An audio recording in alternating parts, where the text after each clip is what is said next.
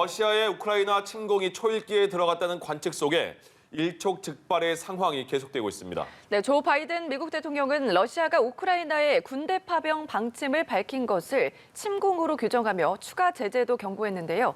국제 담당 기자 연결해서 밤사이 들어온 내용 알아보겠습니다. 한상용 기자.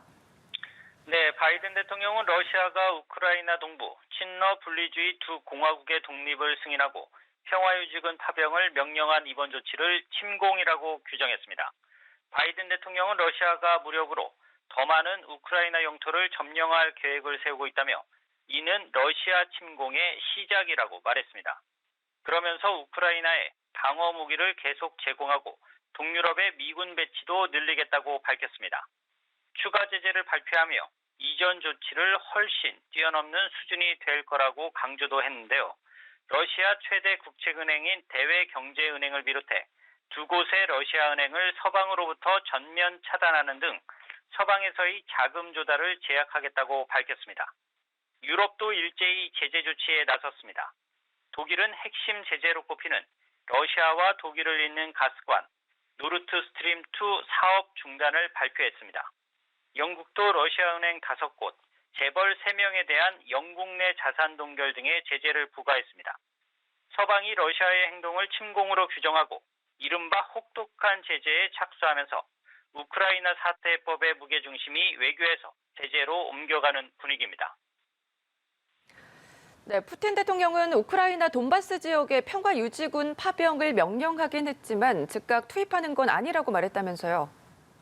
네, 푸틴 대통령은 우크라이나 정부군과 친러 반군 간 교전이 산발적으로 벌어지는 돈바스 지역에 평화유지군을 보내기 위한 파병 승인을 자국 상원으로부터 받았습니다.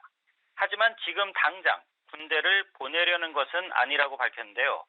푸틴 대통령은 돈바스의 도네츠크와 루간스크 인민공화국에 요청이 있을 경우 군사 지원을 제공할 것이라며 파병 여부는 현장 상황에 달렸다고 말했습니다.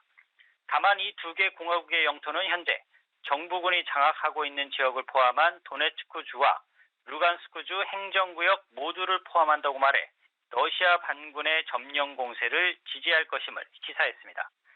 푸틴 대통령은 분리독립을 승인한 건 우크라이나 지도부가 민스크 협정을 이행하지 않겠다고 공개 천명했기 때문이라고 주장했는데요.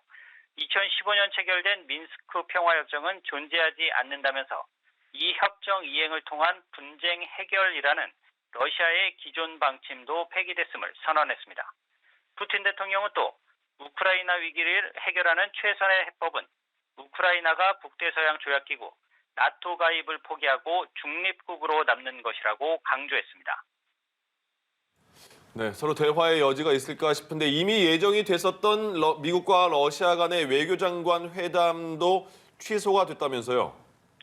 네, 그렇습니다. 오는 24일 미국과 러시아 간 외교장관 회담이 예정돼 있었는데 미국이 이를 전격 취소했습니다.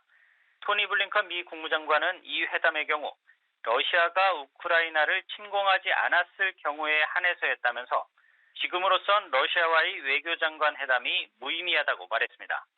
미국 백악관도 현재로선 미러 간 정상회담 계획은 없다고 밝혔습니다. 이와 함께 오는 25일 프랑스 파리에서 예정됐던 프랑스와 러시아의 외교장관 회담도 취소됐습니다.